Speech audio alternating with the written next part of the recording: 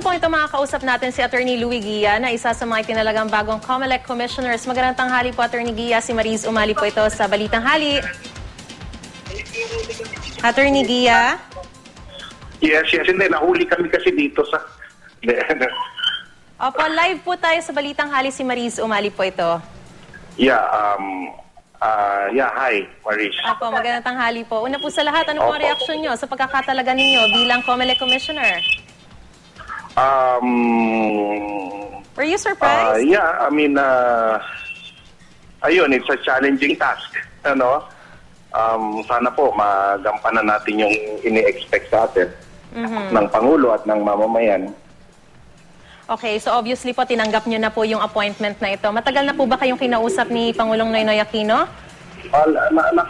Tayo within the week, ano po, at yun nga po,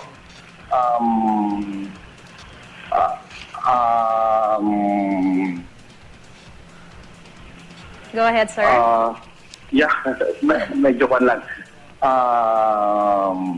It's a challenging job. Sana po magampanan natin yung pan natin. Kailan po kayo exactly tinawagan o kinausap ni Pangulong Noynoy Aquino? Matagal nang kumbaga yung nagbigay po ako ng aking curriculum vitae sa office ng Pangulo para po ma-consider. Medyo matagal-tagal na rin po yun. And ngayon, in-interview po tayo nung within this week po. Medyo tinanong lang tayo kung ano yung balak natin sa COMELEC kung sakaling ma-appoint. Ganon po.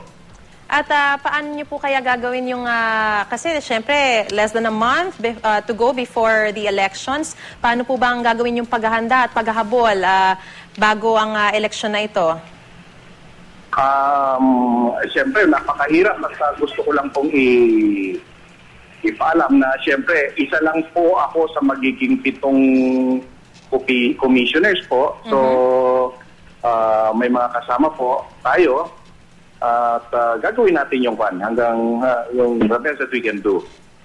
Attorney, matanong ko lang po, no? Syempre, nung kinausap kayo ni Pangulong Noynoy Aquino, ano po ba yung mga binigay niyong suhestyon o mga programa para dito po sa COMELEC?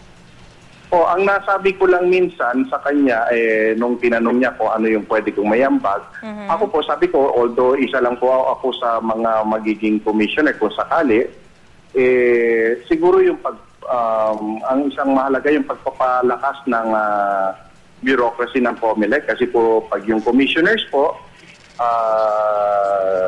they come and go, di ba? Yes. Kaya mas maganda matibay yung bureaucracy, mas competent, mas professional, at para sa lahat ng halalan, handa po yung COMELEC. At saka mas sila, angkop yung governance style ng COMELEC dun sa mga modernized, kumbaga modern election trends, ika nga. Bago po ako magpaalam, mahingi ko na rin po yung reaksyon nyo, no, doon sa naging desisyon po ng Korte Suprema sa 4 na dati na rin dinesisyonan ng COMELEC at ano po ang reaksyon nyo doon na tila nasusupalpal ata yung mga desisyon o mga direktiba ng COMELEC ng Korte Suprema. Alam niyo po, dalawa pa lang naman ang nababasa ko talaga. Yung mga iba, hindi ko pa naman po nabasa, nabalitaan ko rin lang. Pero at least doon sa party list po at saka yung recent naman po, hindi naman po talaga sinasabi na mali yung COMELEC. Kagaya po sa party list, ang sabi naman po, walang grave abuse of discretion yung COMELEC. Kundi, ang sabi ng Korte Suprema, may problema lang doon sa batas. No? May problema doon sa batas. Saka